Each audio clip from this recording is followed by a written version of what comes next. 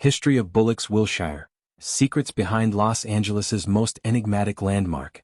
At 3050 Wilshire Boulevard in Los Angeles stands a structure that seems to whisper stories from another era. This 230,000-square-foot Art Deco masterpiece, known as Bullocks Wilshire, opened its grand doors in September 1929, just weeks before the stock market crash that would plunge America into the Great Depression. It wasn't just a department store. It was a temple to luxury created for owner John G. Bullock, who already ran the bustling Bullocks in downtown Los Angeles. This was his crown jewel, a place where elegance met exclusivity, where only the most distinguished clientele dared to step inside. Over time, Bullocks Wilshire became the flagship of a small but elite chain, eventually absorbed by Macy's in 1989, rebranded as Magnin, and closed forever in 1994. Today, the building serves as home to Southwestern Law School, but its opulent past still lingers in every polished surface. The vision belonged to famed Los Angeles architects John and Donald Parkinson. Inside, Eleanor Lemaire and Jacques Peters crafted interiors so lavish they felt almost cinematic. Above the porte-cochere, artist Herman Sachs painted a stunning ceiling mural, a work that still turns heads nearly a century later.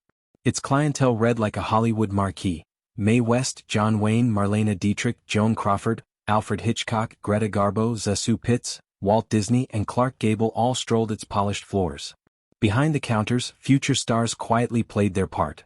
A young Angela Lansbury once folded dresses for customers, while Patricia Nixon, before becoming First Lady, assisted shoppers. Photographer Neil Giddings set up his studio beside the Chanel department, capturing timeless portraits of the celebrities who treated Bullocks Wilshire as their private playground. But for all its glamour, Bullocks Wilshire holds a deeper mystery, one that lingers in the shadows of its gilded halls.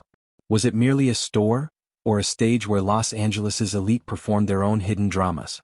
The decline and fall of Bullocks Wilshire.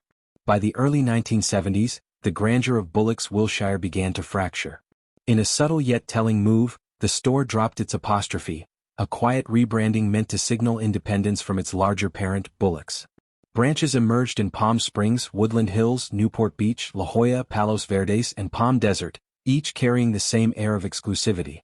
Some, like the Woodland Hills and Newport Beach locations, were sleekly designed by Welton Beckett and Associates, a firm renowned for shaping Los Angeles's skyline. But as the city's luxury heartbeat drifted westward, away from Wilshire Boulevard, the flagship's once loyal clientele began to fade. Still, the main store held on, a stubborn beacon of old-world glamour, until 1988, when the decline could no longer be ignored. Under the final ownership of Macy's, the store's fate was sealed. The breaking point came in 1992, during the Los Angeles riots.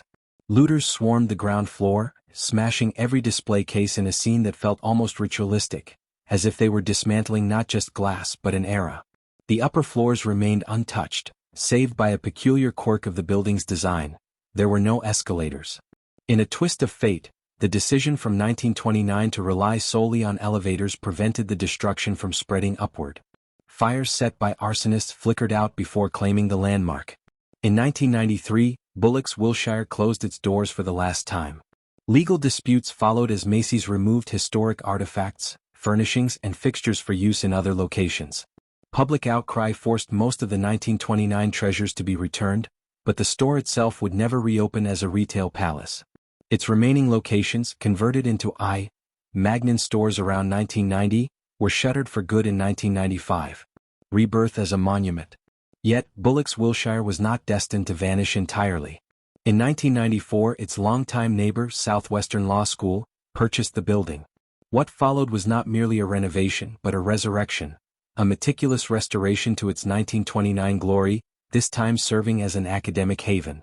Listed as a Los Angeles Historic Cultural Monument and placed on the National Register of Historic Places in 1978, the building remains a living artifact, its Art Deco splendor preserved for a new purpose. Today, Southwestern Law School's Office of Administrative Services guards the building's image, carefully approving all commercial photography and film projects.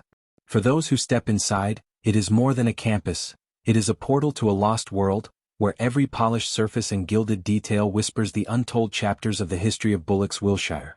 Rebirth of a treasure. The story of Bullocks Wilshire could have ended in silence, its marble floors collecting dust, its Art Deco grandeur fading into shadow. But fate had other plans. When Southwestern Law School took ownership, they began a restoration unlike any the city had seen.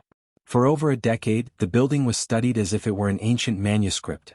Original blueprints, archival photographs, and long-forgotten documents became the guides to its rebirth. Every hue, every curve of molding, every gleam of brass was returned to its 1929 splendor, while subtly adapting the space into a state-of-the-art academic sanctuary.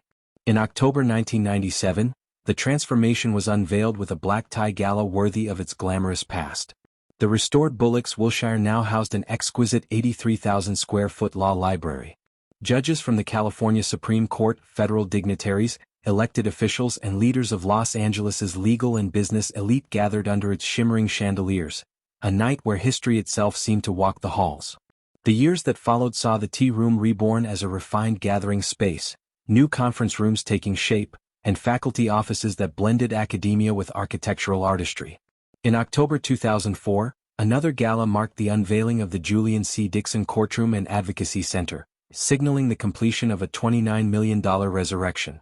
Recognition soon followed. The Los Angeles Conservancy awarded Southwestern its prestigious President's Award in 2005. The National Trust for Historic Preservation honored the project with its National Preservation Award in 2000. The California Office of Historic Preservation bestowed its Governor's Historic Preservation Award, each accolade a testament to a revival done right. Today, Bullocks Wilshire is no mere campus building. It is the beating heart of Southwestern Law School, a monument where the glamour of Los Angeles's golden age meets the rigor of modern legal education.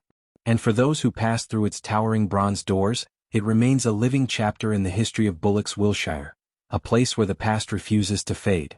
If you love uncovering the untold stories behind the world's most fascinating places, subscribe to History Love.